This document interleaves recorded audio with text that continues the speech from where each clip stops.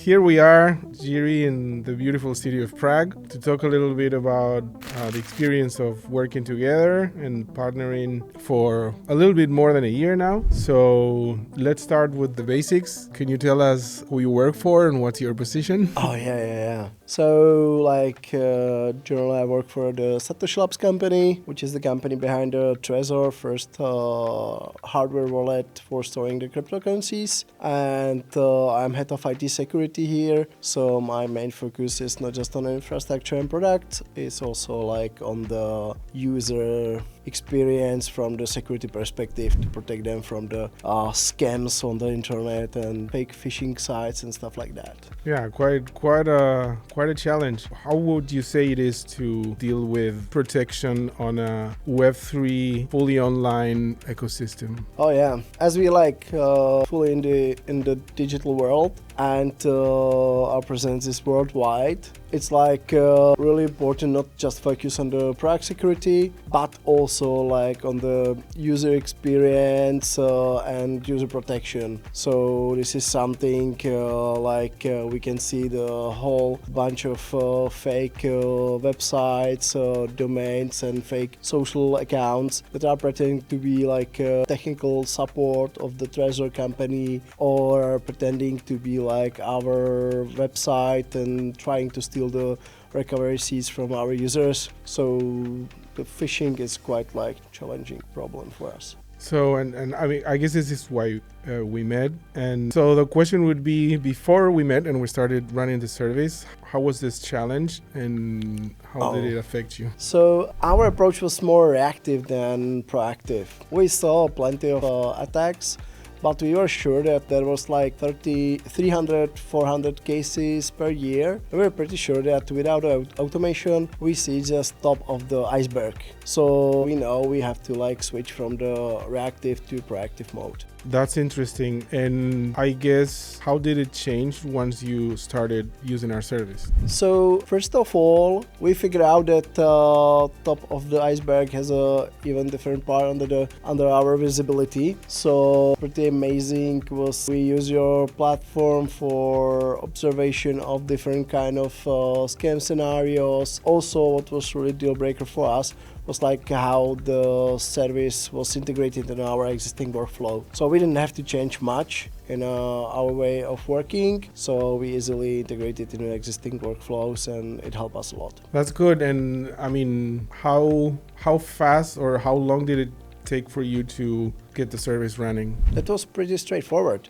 It was we just provide key brands that we have and onboard it into the platform. You start to monitoring it, and within hours we see the results and started with the takedowns. That's cool. So what's the effect of the service so far? If you can tell us about on the users, on the employees, on the broader ecosystem.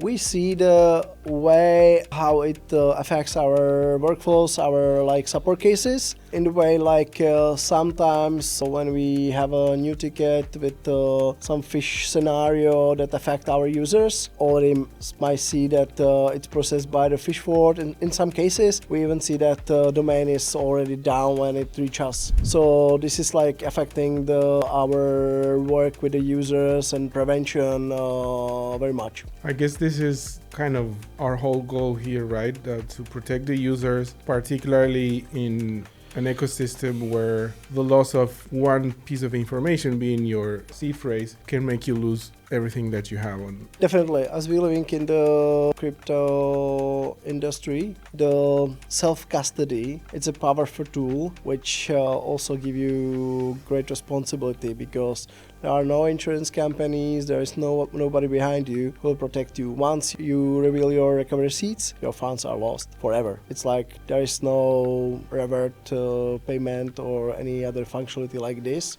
So you are ultimately responsible for all your assets. For your own money. I guess freedom comes with a price. Yeah, and definitely. This is the price in this case. Yeah. I think it's always good to remind that. So do you have in mind some numbers of how it was before we partnered together and how it was after? Yeah, we tried to actually figure out the numbers by ourselves, but because we didn't have like some systematic monitoring or dashboards as we have right now, compared to the previous period of time was like 300-400 cases per year that were handled by us manually.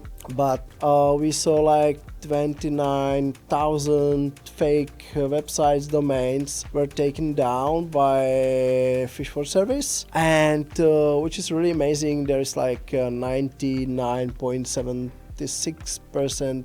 takedown success rate, which is really great. So almost every fake website is taken down within something about like 46 hours in average. Some of them might be faster, some of them may take longer if the case is more complicated, but still this is like something what we cannot achieve by ourselves by manually managing this process. I think it's very interesting also to remember with 29,000, and one of our philosophies is that if there's a way, we don't reject any case as long as there's evidence and we can verify that it is dangerous, we will go for it. So it's really a great thing to know that those stats are so high in terms of the success rate. And we were even doing the math before, like 29,000, if you have to put a person doing that.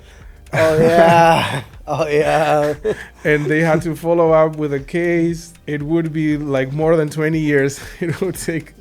Yeah, if you compare to the manual processing of those cases, like if you put like 29,000 cases, and if you very fast and just focus on this one task, just reporting itself, it took you like 35-40 minutes. So it's not like possible. Yeah, and then you have to follow up, put it on some platform that you remember, make sure that it was taken down. It's really impossible, like in the way to handle it by manual effort. And even I think that you were giving this analogy of the iceberg so you discovered roughly 100 times more threats before the service than after, and probably that means that you don't have to worry about that part. That's a great question. What is great about the PhishFort? It's like majority of the incidents is end-to-end handled by PhishFort itself without any interaction from our side. So we may focus on different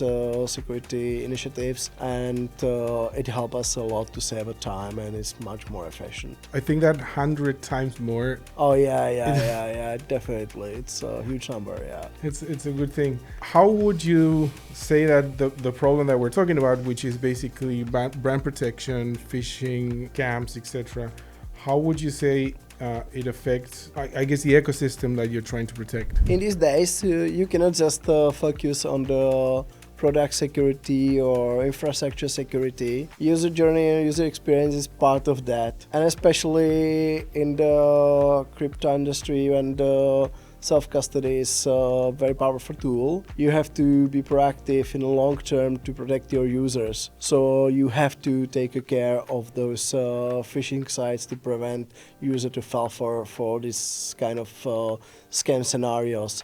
And you don't have like 10 types of those scenarios. It's like evolving every day and every hour. So you have to partner with experts to actually have the knowledge and experience with such an environment. Nice.